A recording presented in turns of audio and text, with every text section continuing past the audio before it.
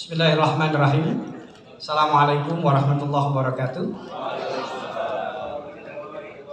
Bismillahirrahmanirrahim. Maba'adu. Yang sama-sama kita hormati Wakil Menteri Pertanian, abang saya ini. Selamat datang Bang di Tangerang Selatan. Bapak Harfiq Husnul Qalbi, kita doakan sehat selalu, panjang umur. Yang sama-sama kita hormati Wakil Wali Kota Tangerang Selatan, Bapak Haji Bilar Saged Ihsan. Kemudian Ketua HIPMI BPD Banten, Ananda, sehat selalu. Kemudian Ketua HIPMI Kota Tangerang Selatan, Pak Asep, Dinda Asep. Kemudian ini banyak sekali senior saya, mentor saya juga nih. Saya sebutkan satu persatu, kualat saya kalau nggak sebutkan.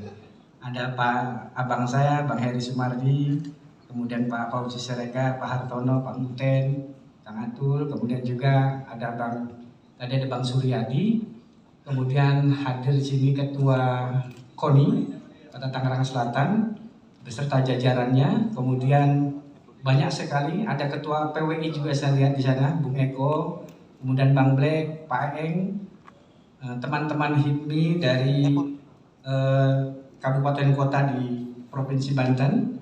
Selamat datang di Kota Tangerang Selatan serta peserta Muscap yang berbahagia. Tentunya hari ini saya tidak panjang lebar. Yang pertama-tama saya ingin mengucapkan apresiasi sekaligus juga bangga terhadap HIPMI Kota Tangerang Selatan yang akan menyelenggarakan musyawarah cabang. Tentu saja musyawarah ini merupakan agenda penting organisasi dalam rangka menetapkan struktur dan program untuk menghasilkan performa organisasi yang lebih baik di masa yang akan datang. Keberadaan HIPMI sangat penting bagi Kota Tangerang Selatan karena HIPMI merupakan wadah silaturahmi pelaku usaha untuk berbagi dan bertukar informasi tentang kreativitas dan inovasi. Jadi berbagi itu dan bertukar informasi tentang kreativitas dan inovasi. Kemudian dalam perspektif nilai-nilai Islam, silaturahmi dapat memperluas rezeki dan keberkahan. Oleh karena itu, keberadaan HIPMI sangat penting bagi keberlanjutan pelaku usaha secara mikro. Garansi keberlanjutan tersebut tentu saja berdampak terhadap Kota Tangerang Selatan secara makro.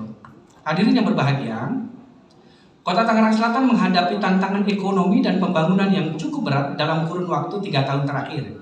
Dampak pandemi COVID-19 masih menyisakan berbagai masalah. Masalah-masalah tersebut antara lain masih tingginya angka kemiskinan dan pengangguran. Ini angka kemiskinan dan pengangguran naik, serta rendahnya daya beli masyarakat. Dari sisi angka kemiskinan, walaupun angkanya berhasil kita turunkan menjadi sekitar 2,5% pada tahun lalu, tetapi angka tersebut belum berhasil kita turunkan seperti kondisi sebelum pandemi COVID-19. Sebagai informasi, angka kemiskinan kita sebelum pandemi COVID-19 berkisar 1,67%. Walaupun angka pengangguran telah berhasil kita turunkan dari 8,6% pada tahun 2021 menjadi 6,59% pada tahun 2022, tetapi angka tersebut juga masih belum seperti keadaan sebelum pandemi COVID-19. Sebagai informasi, sebelum pandemi COVID-19, angka pengangguran kita cukup rendah yaitu sekitar 4,6%. Jadi masih banyak tugas yang harus kita lakukan. Selain itu, pertumbuhan ekonomi daerah juga masih belum mencapai angka seperti sebelum pandemi COVID-19. Sebelum pandemi COVID-19, laju pertumbuhan ekonomi kita mencapai 7,6% per tahun, tetapi pada tahun 2021 kita hanya mampu tumbuh sebesar 4,77%. Kita sangat concern dengan pertumbuhan ekonomi karena kita memahami bahwa pertumbuhan ekonomi merupakan prasyarat untuk mendistribusikan kue pembangunan daerah kepada kelompok masyarakat miskin dan sarana bagi distribusi pelayanan publik yang lebih merata di Kota Tangerang Selatan. Selain dampak pandemi COVID-19, gejolak ekonomi global menjadi bayang-bayang bersama, bayang-bayang suram perekonomian nasional, dan hal tersebut berdampak secara nyata terhadap perekonomian Kota Tangerang Selatan. Kemarin kami Rakornas Forkopimdas Indonesia, salah satu isu yang menarik itu kaitan dengan inflasi dan resesi. Ini sudah ada 40 negara yang masuk pasien menjadi IMF. Nah, karena ini menjadi perhatian serius kaitan dengan tahun 2023 untuk mengantisipasi inflasi dan resesi. Gejolak ekonomi global mengakibatkan nilai tukar rupiah terhadap dolar Amerika Serikat terus mengalami depresiasi. Kita memahami depresiasi nilai tukar akan mengakibatkan meningkatnya inflasi.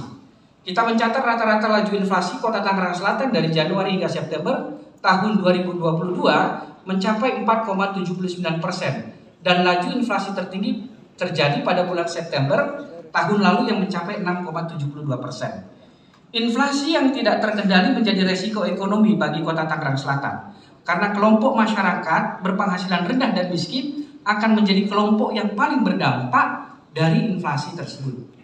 Oleh karena itu, pemerintah bersama dengan DPRD Kota Tangerang Selatan sangat concern terhadap dinamika perekonomian nasional dan regional tersebut.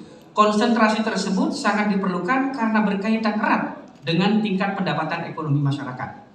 Tingkat pendapatan merupakan prasyarat utama bagi masyarakat untuk hidup sehat dan sejahtera. Dan hidup yang sehat dan sejahtera merupakan salah satu ukuran dari pembangunan kota yang berkelanjutan.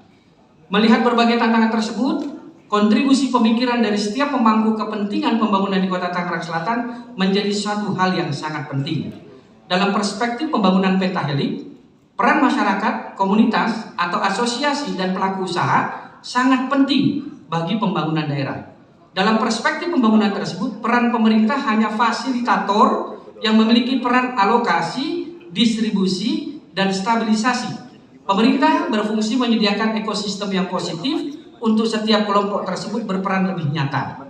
Bagi pelaku usaha, keberadaan pemerintah dalam konteks pembangunan pentahelik tersebut menyediakan regulasi dan sekaligus menyediakan ekosistem investasi yang baik untuk berusaha dan menjalankan bisnis mereka. Berangkat dari pemahaman tersebut, pemerintah dan DPRD Kota Tangerang Selatan akan sangat concern bagi penyediaan ekosistem yang baik bagi setiap pelaku usaha dan asosiasi untuk berkembang sesuai dengan kapasitas dan kompetensinya. Hal tersebut ditunjukkan dengan merevisi beberapa peraturan daerah, diantaranya peraturan daerah tentang perumahan dan kawasan pemukiman, peraturan daerah tentang bangunan dan gedung, dan beberapa peraturan daerah lainnya. Tentu saja hal tersebut kita lakukan agar pelaku usaha yang lebih kreatif, agresif, dan inovatif dalam mengembangkan usaha mereka. Dengan merevisi sejumlah regulasi, kita berharap agar pelaku usaha dapat segera melakukan investasi dan menyerap tenaga kerja. Dengan demikian, angka pengangguran dapat kita kurangi pada tahun 2024 mendatang. Oleh karena itu, melalui forum yang berbahagia ini, saya ingin menyampaikan selamat kepada BPC HIPMI Kota Tangerang Selatan yang menyelenggarakan musyawarah cabang dalam kerangka menentukan program dan struktur yang lebih segar di masa mendatang. Saya berharap musyawarah ini dapat membangun kontribusi yang lebih nyata untuk pembangunan Kota Tangerang Selatan di masa mendatang, kota yang sama-sama kita cintai. Terima kasih, kurang lebihnya mohon maaf. Billahi taufiq wal hidayah. Wassalamualaikum warahmatullahi wabarakatuh.